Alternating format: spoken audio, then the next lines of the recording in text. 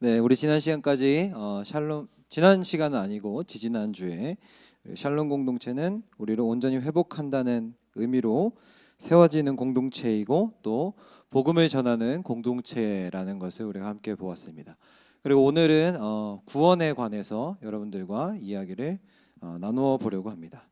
여러분들은 구원이 뭐라고 생각하십니까? 구원. 우리가 많이 듣는데 구원에 대해서 한번 생각해 봤으면 좋겠습니다. 구원은 우리가 보통 힘든 상황에서 도움을 받거나 또는 절망적인 상황에서 희망을 얻었을 때 우리는 구원받았다고 표현하죠.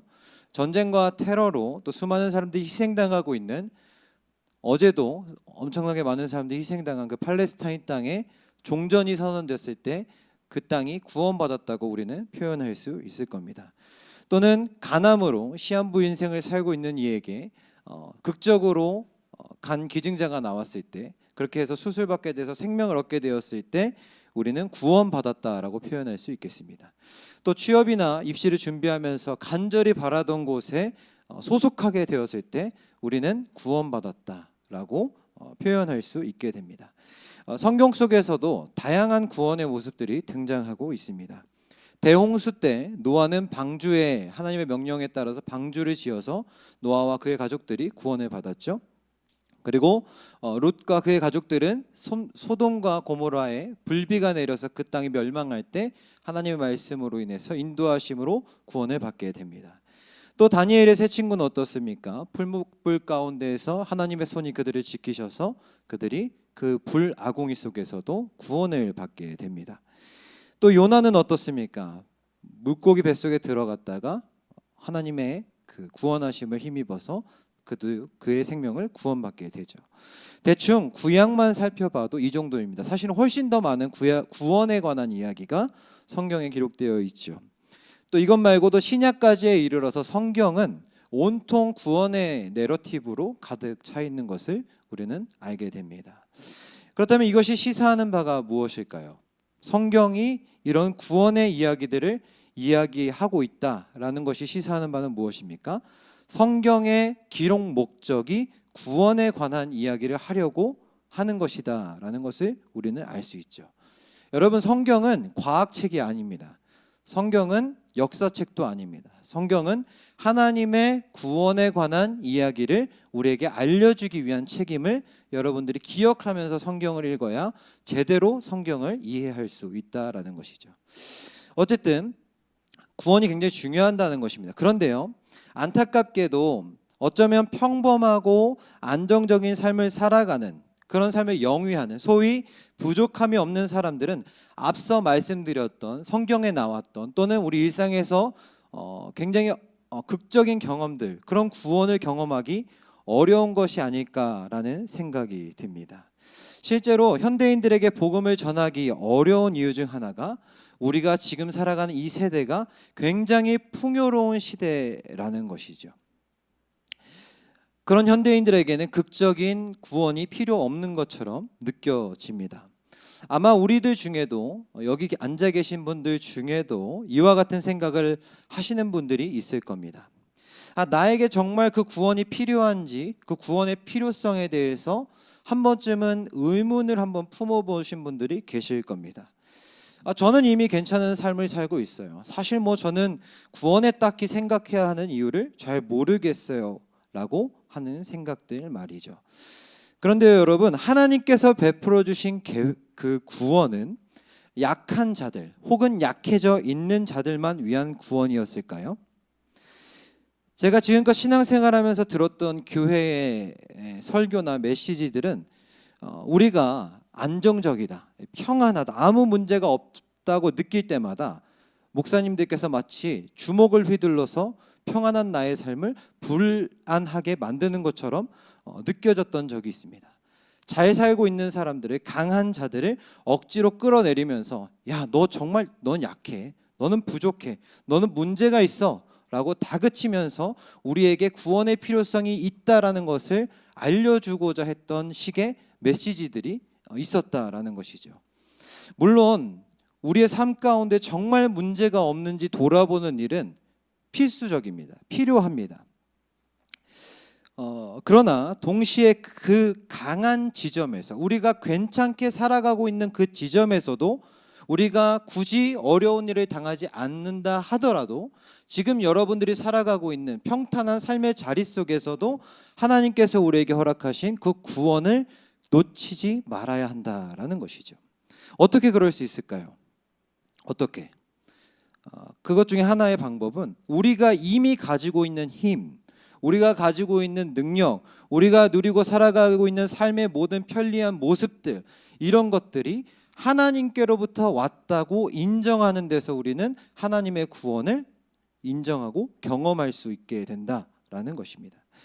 하나님께서 우리에게 주신, 이미 허락하신 그 강함과 그 능력과 그 재능과 그 환경들을 통해서 또다시 우리를 통해 하나님께서 무언가 행하시고자 하는 일들이 있다라는 것을 우리가 깨닫게 된다는 것이, 깨달아야 한다는 것이죠. 그것을 깨닫는 것으로 우리는 하나님께서 우리에게 허락하신 그 구원을 경험하게 된다라는 것입니다. 그렇다면 다시 돌아와서 도대체 그렇다면 구원이 무엇입니까? 앞서 우리가 제일 처음에 이야기했던 구원은 위기 상황을 모면하는 것, 또는 위험한 상황, 절망적인 상황을 벗어나서 희망을 얻는 것과 같은 것들이라고 우리가 생각할 수 있습니다. 또는 많은 기독교인들이 믿고 있듯이 죽어서 천국 가는 그 일이 구원이다라고 말할지도 모르겠습니다. 그런데 그런 구원들은 아까도 말했지만 우리가 일상에서는 사실 그렇게 맞닿아서 우리가 자주 경험할 수 있는 구원은 아닌 것 같습니다. 그렇기 때문에 구원에 관한 이야기를 우린 잘 하지 않습니다. 예수님께서 나의 구원자라고 말하지만 별로 와닿지 않습니다. 또 설교의 주제로 나와도 굉장히 피상적이고 관념적이고 뜬구름 잡은 얘기처럼 들려질 때가 많이 있다라는 것이죠. 그런데요, 여러분, 사실 구원은요, 어떤 스케일이 크거나 극적인 사건에만 국한되는 것이 아니라는 것을 우리가 다시 알았으면 좋겠습니다. 여러분들이 구원에 대한 관점을 조금 바꾸셨으면 좋겠습니다. 어떤 목사님 말씀에 따르면요, 구원은 단순히 죽은 후에 하늘에 가는 것이 아니라 이 땅에서 하나님의 자녀로 살아가는 것이라고 말씀합니다. 그래서 구원은 해방으로 끝나는 것이 아니라 죄로부터 구원받아서, 문제로부터 해결받아서 더 어려운 상황에서 벗어나는 것에서 구원이 끝나는 것이 아니라 그 구원은 해방과 문제 해결과 더불어 다시 시작되는 성숙의 과정이다라고 말씀합니다. 그렇게 세상에 속했던 우리가, 세상의 자녀였던 우리가 하나님의 자녀의 소속으로 변경된다라는 것이죠. 그리고 그 목사님은 이 구원을 설명하시면서 두 가지 비유를 사용했습니다. 먼저는 결혼식입니다. 구원은 결혼식이라는 거예요. 세레머니라는 거예요. 그런데 구원은 또 다른 면에서 결혼 생활이라는 겁니다. 우리가 구원을 받았습니다. 하나님 예수 그리스도의 보혈로서 구원을 받았습니다.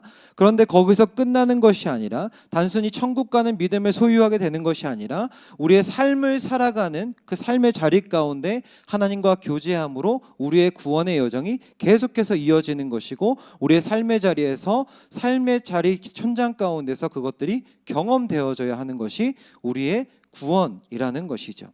진정한 구원은 하나님과 함께 살아가는 그 삶을 통해서 우리 가운데 이루어진다라는 것입니다.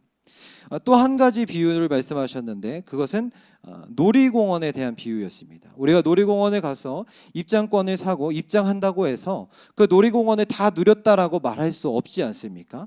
뭐 몇 개 타지 못할 때도 있고 또 그냥 올 때도 있는 것처럼 구원은 단순히 죄나 삶의 문제에서 해방되었다는 사실에서 끝나는 것이 아니라는 것이죠. 결국 구원은 우리가 이 땅 가운데에서 하나님께서 부르신 그 자리에서 하나님의 자녀로 살아가는 기쁨을 경험하는 것이 바로 진정한 구원이다라고 말씀하고 계십니다. 구원은 이렇게 하늘과 이 땅과 또 하늘에서 하나님의 자녀로 살아가는 그 삶에 대한 기쁨이라는 것이죠. 그렇다면 여러분, 누가 구원을 받습니까? 저요? 여러분이요? 누가 구원을 받습니까? 오늘 사도행전 2장 21절에 뭐라고 말씀합니까? 누가 구원을 받았다고 해요? 누구든지, 그리고 그 옆에 주의 이름을 부르는 자가 구원을 받는다고 말합니다. 여기서 말하는 이름은요, 단순히 네임이 아닙니다. 헬라어로 에피칼레오라고 하는데, 오노마라고 하는데, 이 이름은 권위, 성품, 본질을 이야기합니다. 그리고 부른다라는 것은 그냥 누구야 부르는 게 아니라 호소하고 간구한다는 뜻입니다. 그리고 이 간구와 호소 속에는 그 사람을 향한, 그 대상을 향한 깊은 신뢰와 그 사람을 의존한다는 것을 바탕으로 하는 관계적인 단어입니다. 즉 주의 이름은 예수 그리스도의 권위와 그분이 대표하는 모든 것을 말하는 것이고, 그렇기에 우리가 주의 이름을 부른다는 것은 주님께 대한 깊은 신뢰와 의존을 가지고 하나님께 나아간다라는 것이죠. 그리고 나아갈 뿐만 아니라 그분의 말씀에 순종하고 복종하면서 굴복하면서 이제는 내가 나의 삶을 살아가는 것이 아니라 내 안에 있는 속사람에 의해서 조종되어지는 것이 아니라 욕망에 이끌리는 삶이 아니라 내 안에 새로 심어주신 그리스도의 정체성을 가지고 살아가는 자들이 구원을 얻는 삶을 살아가는 것이다 라고 말씀을 통해서 우리에게 알려주고 계시는 것이죠. 그렇기 때문에 구원받은 자들, 주의 이름을 부르는 자들은 연쇄적인 작용에서 보면 근본적인 변화를 기대할 수 있고 또 그 변화를 우리가 맛보아야 하는 것이죠. 그렇다면 우리가 구원받은 삶을 살아가는 구체적인 삶의 모습은 어떤 것들이 있는지 한번 살펴봤으면 좋겠습니다. 물론 구원받은 자의 정형화된 모습은 없습니다. 네, 절대 없습니다. 기계적으로 종교적으로 말씀을 행하며 살아가는 것도 율법주의로 빠질 수 있습니다. 그렇기 때문에 우리는 하나님께서 우리에게 주신 그 성경 텍스트를 보고 예수님의 모습을 토파볼 필요가 있습니다. 낱낱이 살펴볼 필요가 있습니다. 그리고 그 모습을 보고 그냥 무지성으로 그걸 모방하는 것이 아니라 그곳 가운데 하나님의 행위 가운데 담겨져 있는 하나님의 진심, 하나님께서 우리에게 말씀하시고자 하는 바가 무엇인지를 생각해 보아야 한다는 것이죠. 우리가 오늘 그 에베소서 본문에서 그 힌트를 한번 얻어보려고 합니다. 너무나 많은 것을 말하고 싶지만 시간 관계상 우리가 두 단어만 좀 주목했으면 좋겠습니다. 오늘 본문에서 첫 번째는 가까워졌다라는 것입니다. 우리 13절의 말씀을 함께 읽겠습니다. 이제는 전에 멀리 있던 너희가 그리스도 예수 안에서 그리스도의 피로 어떻게 됐대요? 가까워졌다. 여기서 말하는 너희, 여기서 말하는 1차 독자는 누굴까요? 이방인들입니다. 당시의 이방인들. 앞에 우리가 읽진 않았지만 11절로 12절의 말씀에 보시면 구원받기 이전의 이방인의 모습이 기록되어 있는데 그들은 하나님도 없다고 하는 사람들이었고 그렇기 때문에 소망도 없던 자들이었다고 말합니다. 그런데 그들이 어떤 계기를 통해서 하나님께로 가까이 오게 되었다는 것이죠. 어떤 계기예요? 그리스도의 피로 가까워졌다. 이 말씀을 이해하려면 우리가 유대인의 제사법을 조금 알아야 합니다. 유대인들은 자신들의 죄를 사하기 위해서 제사를 드렸죠. 어떻게 드렸어요? 동물을 가져와서 그 동물에게 자기의 죄를 안수함으로써 전가합니다. 그리고 제물을 가져온 당신이, 그 사람이, 본인이 그 제물을 잡죠. 그 동물을 잡아서 피를 흘리고 그 피를 가지고 나아갈 때 그의 죄가 사해졌다고 믿고 하나님과의 관계가 회복되어졌다라고 믿는다는 것이죠. 이것이 유대인의 율법에 나타난 제사에 담긴 의미입니다. 그런데 지금 누구의 피로 가까워졌다는 거예요? 그리스도 예수의 피로 가까워졌다. 이방인들이 따로 양을 잡지 않더라도, 소를 잡지 않더라도 예수께서 십자가에 달려 돌아가심으로 자기가 보혈을 흘리심으로 그 모든 죄를 사하시고 우리가 하나님께로 나아갈 수 있게, 이방인들이 하나님께로 나아갈 수 있게, 가까이 갈 수 있도록 하셨다라고 말씀하고 있습니다. 그렇습니다. 예수님께서는 당대에 이방인들이 하나님께로 나아갈 수 있는 길을 열어놓으셨을 뿐만 아니라 오늘을 살아가는 우리와 하나님의 관계도 좁혀주셨어요. 어떻게 좁혀주셨나요? 어떻게? 말했잖아요. 피로. 피가 언제 나요? 뭐라고요? 피가 언제 납니까? 죽어야 납니다. 죽어야. 어떻게 좁혀주셨다는 거예요? 투신하셨다는 겁니다. 자신을 헌신하셨다는 겁니다. 좁게는 나 자신을 위해, 여러분을 위해, 넓게는 이 세상을 위해. 그리고 이것이야말로 다시 구원받은 자들이 향해야 할 삶의 방향이라는 것이죠. 그런데 사실 우리의 삶을 돌아보면 투신하거나 헌신하기보다는 나를 지키기에 급급한, 나만 생각하기에 급급한 삶을 살아가는 것 같습니다. 심지어 교회 안에서도 헌신과 사랑의 모습을 찾아보기 어려운 시대에 우리가 살아가고 있습니다. 물론 누구도 헌신을 강요할 수는 없죠. 그러나 소위 예수님을 따라가는, 예수님의 제자라고, 예수님께서 부르신 성도라고 믿는, 말하는 예수쟁이라는 정체성을 가지고 살아가는 사람들이라면 자기가 하고 싶은 일만 하는 게 아니라 때로는 공동체에 기여할 수 있는 자리에 있어야 되는 것이 아닙니까? 드러나는 자리가 아니라, 박수받는 자리가 아니라, 아무도 알지 못하는, 누구도 알아주지 않는 낮은 자리에 있어야 되는 것 아닙니까? 의견 충돌이 있을 때, 갈등이 있을 때 끝까지 내 의견을 주장하고 피력하고 이루기 위해서 고군분투하는 게 아니라 타인의 말에 경청하고 존중하고 양보하고 그 자리를 내어줄 수 있도록 애쓰는 것이 구원받은 자의 삶의 모습이 아닙니까? 말하는 일보다 듣는 일에 정성을 기울이는 것이 헌신과 사랑이 아닙니까? 그래야 우리가 서로 가까워질 수 있는 것입니다. 예수님께서 우리와 하나님 사이를 가까이 해주셨던 것처럼 우리 또한 하나님의 모습, 예수 그리스도의 삶의 모습을 통해서, 그 헌신의 모습을 통해서 그것들을 본받을 때 우리가 가까워질 뿐만 아니라 하나님과 우리의 거리도 점점 더 좁혀진다라는 것입니다. 사랑하는 성도 여러분, 저와 여러분이요 청년의 때에 헌신하게 되기를 주님의 이름으로 축복합니다. 저도 청년이죠. 아멘. 여러분, 제가 왜 헌신하는 일이 축복이라고 이야기하는 걸까요? 가스라이팅입니까? 세상은요 헌신하면 헌신짝 된다고 말합니다. 중간만 하라고 말해요. 그렇게까지 할 필요 뭐 있냐고 합니다. 그런데 여러분, 그런 세상의 가스라이팅에 속지 마시길 바랍니다. 진짜로 생명을 주는 말이 무슨 말인지 분별하셔야 돼요. 여러분, 결과를 보면 압니다. 우리 신앙의 선배들의, 여기 앉아 계신 장로님, 권사님, 집사님들의 헌신이 없었다면 우리는 이런 좋은 장소에서 예배할 수 없었을 겁니다. 우리 목사님, 우리 장로님, 우리 권사님, 우리 집사님들께서 헌신하지 않고 헌금하지 않고 자신들의 삶의 일부를 떼어서 하나님의 일에 섬기지 않으셨다면 저와 여러분들이 여기서 신앙생활하기 어려웠을 겁니다. 우리 교회뿐만 아니라 다른 한국 교회도 다 마찬가지입니다. 물론 잘못된 헌신, 맹목적인 헌신은요 내 영혼을 갉아먹습니다. 이단들의 잘못된 헌신이 그렇죠. 그런데요, 분명한 목적이 있는, 하나님의 분명한 부르심이 있는 그것에 따른 헌신은 우리의 영혼을 부욕해 할 뿐만 아니라 지금 여기 모여있는 우리 공동체를 부욕해 하는 놀라운 하나님의 은혜를 경험케 합니다. 물론 헌신하다 보면 힘들겠죠. 짜증 나겠죠. 때려치고 싶을 때도 있겠죠. 저도 그렇겠죠.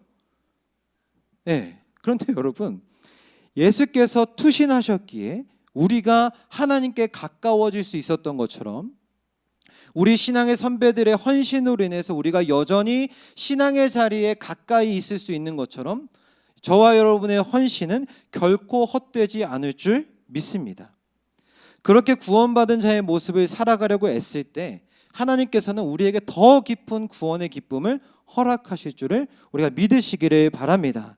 그러니 여러분, 건강이 허락할 때, 애쓸 힘이 있을 때, 교회를 세우는 일에, 우리가 속한 신앙 공동체를 강건하게 하는 일에 헌신하시기를 바랍니다.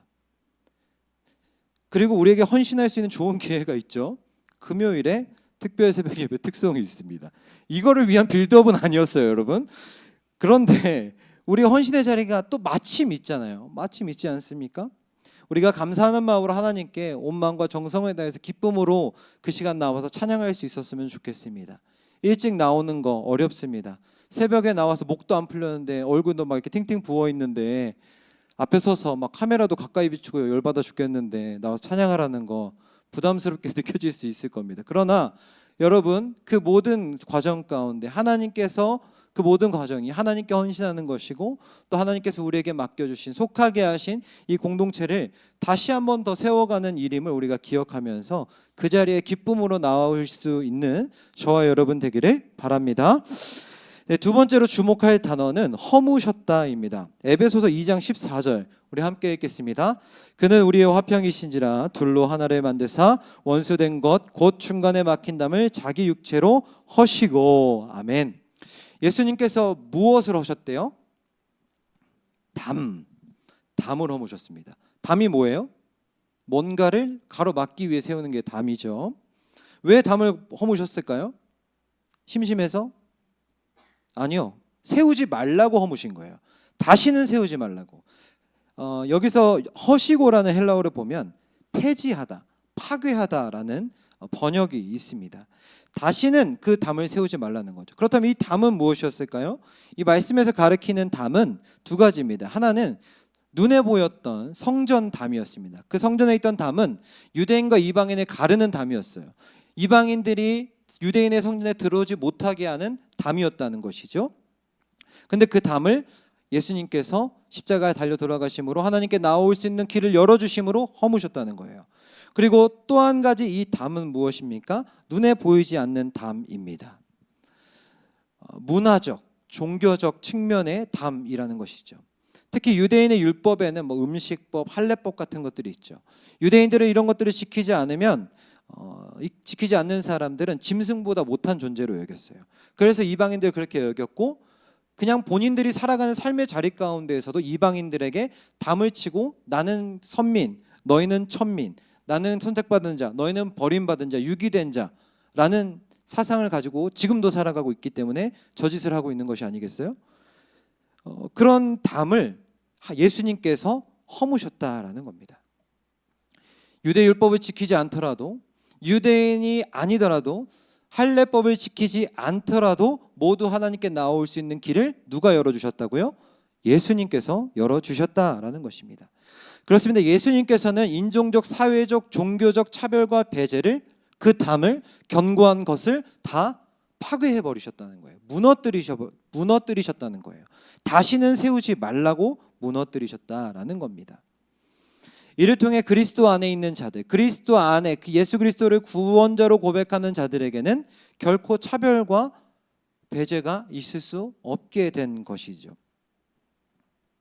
그런데 여러분, 오늘날 교회를 보면, 오늘날 우리 사회를 보면 그 담을 쌓는 사람들이 보입니다. 학벌로, 정치적 색깔로, 경제적 수준 등으로 예수님께서 파괴하시고 허무셨던 그 담을 다시 쌓습니다. 심지어 목사들도 그렇습니다. 그들만의 리그를 만들어서 기득권을 유지하려고 하고 법과 원칙은 무시한 채 예수님의 가르침과 삶과는 전혀 정반대의 삶을 살아가려고 하는 이들이 있습니다. 그러면 우리는 떳떳합니까? 우리들도 마찬가지입니다. 우리도 의도했든 의도하지 않았든 우리도 모르는 사이에 우리 사이에 담을 세우고 있는 것은 아닌지 돌아보아야 한다라는 것입니다. 특별히 우리 신앙 공동체 안에서 내가 담을 쌓고 있는 것은 아닌지를 한번 면밀히 살펴보아야 한다는 겁니다. 누군가와 만나고 친밀함을 가지는 그것이 누군가에게는 담이 될 수도 있다라는 것이죠. 그 친밀감이 울타리가 되어서 담이 되어서 우리의 신앙 공동체 가운데 들어오지 못하게 하는 그런 벽이 될 수도 있다라는 것이죠. 여러분, 담을 인식해야 담을 허물 수 있겠죠. 내 눈에 보이지 않는다고, 느껴지지 않는다고 담이 없는 것이 아닙니다. 의도적이든 의도적이지 않든 우리는 주변에 담이 있는지 없는지를 먼저 확인을 해야 됩니다. 그리고 그것을 허물어야 되죠. 어떻게 허물 수 있습니까?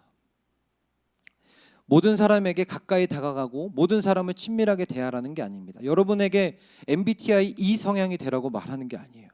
저도 I예요. 다가가는 게 힘듭니다. 다만 적어도 우리 공동체 안에서는 소외되는 이들이 없도록 하자는 거예요. 이를 위해서는 개인적 차원의 노력과 공동체적인 노력이 필요할 겁니다. 개인적 차원의 노력은 무엇일까요? 관심을 갖는 거죠. 아픈 곳은 없는지, 어려움을 겪는 부분은 없는지, 또 좋은 일은 없는지, 함께 기뻐할 수 있는 일은 없는지 한번 물어보는 거죠. 타인을 통제하거나 자신의 의견을 강요하기 위해서 참견하는 게 아니라 그 사람을 향하여 이해하고 지지하면서 도움을 주고 싶어 묻는 그 관심 말입니다. 우리가 같은 신앙 공동체 안에서 서로를 향한 이 관심이 좀 자라나기를 바랍니다. 그렇게 서로를 향한 관심을 갖고 서로를 위해 기도해주며 지지해주며 우리 신앙 공동체가 이 청년 공동체 안에서 우리의 영혼이 충전되어지고 또 삶을 살아가면서 하나님의 뜻대로 살아갈 수 있는 힘을 얻고 돌아갈 수 있는 귀한 영적 충전소가 되기를 주님의 이름으로 축복합니다. 다음으로 공동의 차원의 노력은 공동의 비전을 쫓는 겁니다. 추구하는 겁니다. 우리는 계속해서 샬롬 공동체를 세우자라는 주제로 말씀을 나누고 있습니다. 청년 공동체뿐만 아니라 내가 살아가는 일터, 가정, 내가 속한 모든 공동체에 하나님의 샬롬이 임할 수 있도록 하자는 것이죠. 이 말씀을 듣는 것만으로는 절대로 그것을 행할 수 없습니다. 나홀로 결단한다고 기도한다고 이룰 수 있는 것도 아닙니다. 이러한 공동체를 향한 비전을 이루기 위해서는 연대가 필요한 거예요. 그래서 우리에게 공동체가 필요한 것이고 여러분들이 예배 후에 모이는 셀 모임이 필요한 것입니다. 한 주 동안 그 말씀대로 살아가려고 애쓰다가 지쳐서 다시 돌아와서 이곳 가운데에서 함께 마음을 터놓고 이야기하고 기도하고 서로를 세워주고 응원하면서 다시 말씀대로 살아갈 힘을 얻고 돌아가는 자리가 이 자리가 되어야 한다라는 것입니다. 우리 청년 공동체 안에 이런 선한 모습들이 충만해지기를 바랍니다.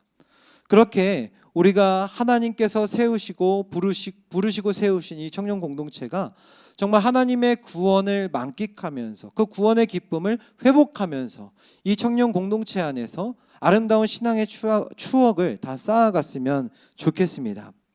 사랑하는 성도 여러분, 우리가 구원받는다는 것은 단지 천국을 얻기 위한 일뿐 아니라 거룩과 진리와 사랑 안에서 살기 위한 것임을 기억하십시오. 그리고 그 일은 하나님께서 하십니다. 하나님께서는 우리를 거듭나게 하시고 예수님과 연합시키시고 의롭게 하십니다. 그리고 성령으로 끝까지 견인하시고 우리의 영혼을 보존하십니다. 지키십니다. 물론 우리가 거듭난 사람이라고 해서 의롭다 칭함을 받은 사람이라고 해서 죄를 안 짓고 완전한 모습으로 살아가는 것은 아닙니다. 때때로 우리는 불순종할 때도 있고 성령을 근심하게 할 때도 있습니다. 그러나 하나님께서 우리에게 허락하신 그 구원은 우리의 행위와 우리의 모습으로 좌지우지되는 것이 아님을 기억하십시오. 우리에게 이미 내미신 하나님의 그 구원의 손은 최종적으로 하나님께서 구원의 길에서 이탈되지 않도록 끝까지 붙드시는 손임을 우리가 믿고 나아갈 수 있기를 바랍니다. 끝까지 하나님은 그리스도께서 다시 오는 그날까지 우리의 구원을 완성시켜 갈 것이기 때문입니다. 그렇습니다. 성경에서 말하는 구원은 한 시점이 아닙니다. 어떤 이단 단체에서 말하는 것처럼 몇 날 몇 시에 구원받았냐 라는 질문 자체가 틀린 겁니다. 구원은요, 세 가지 차원에서 이루어지는 겁니다. 과거, 현재, 미래. 그래서 우리는 이렇게 고백할 수 있습니다. 나는 그리스도로 인하여 구원받았고 구원받는 중이며 그리스도께서 다시 오실 때 최종적으로 구원받게 될 것이다라고 고백하고 선포할 수 있는 것입니다. 존귀하신 청년 성도 여러분, 우리가 이 고백과 선포로 우리에게 맡겨주신, 우리를 세워두신 이 청년 공동체 안에서 하나님의 샬롬을 온전히 이루어갈 수 있게 되기를 바랍니다. 그렇게 우리가 청년 공동체를 온전히 세워가고 또 그 속에서 구원을 이루어감으로써 이 험한 세상 가운데 환난을 당하지만 기쁨을 잃지 않고 고통을 당하지만 슬픔에 매몰되지 않는 담대하고 능력 있는 그리스도인들로 살아가시기를 주님의 이름으로 축복합니다.